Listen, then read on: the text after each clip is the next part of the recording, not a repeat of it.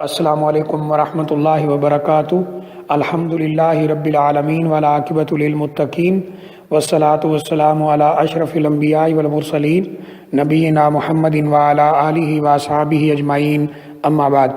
یہ کسی ہمارے بھائی نے پوچھا ہے کہ نومولود کے کان میں اذان کہنا کیسا ہے، یعنی بچہ جب پیدا ہوتا ہے اس کے کان میں اذان کہی جاتی ہے، دائیں کان میں اذان اور بائیں میں تکبیر، تو یہ عمل کیسا ہے؟ بعض لوگ اس سے منع کرتے ہیں۔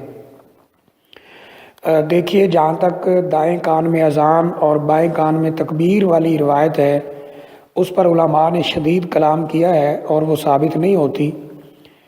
جہاں تک صرف اذان والی روایت ہے کہ بچے کے کان میں اذان کہی جائے، تو یہ روایت حسن درجے کی روایت ہے۔ بعض محققین علماء کرام اس کو حسن درجے کی روایت کہتے ہیں، اور حسن درجے کی روایت قابل قبول ہے۔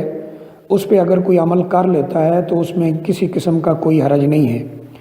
تو ثابت یہی ہوتا ہے، یعنی علماء کے مختلف دلائل پڑھنے کے بعد، کہ جو اذان والی روایت ہے وہ حسن درجے کی روایت ہے، اور حسن درجے کی روایت قابل قبول ہے۔ لہٰذا اگر بچے کے کان میں اذان کہہ دی جائے تو انشاءاللہ اس میں کوئی حرج والی بات نہیں ہے۔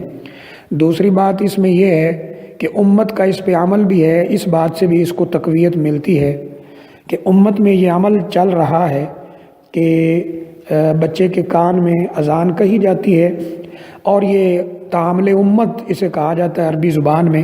یہ بھی یعنی اس بات کی تائید میں ہے کہ بچے کے کان میں اذان کہہ دی جائے، اس میں کوئی حرج والی بات نہیں ہے۔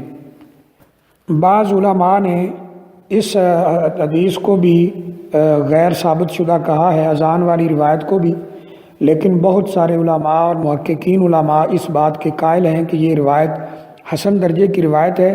اس پہ آج سے چند سال پہلے بہت کچھ لکھا گیا تھا، اور بہت کچھ دونوں اطراف سے دلائل وغیرہ دیے گئے تھے۔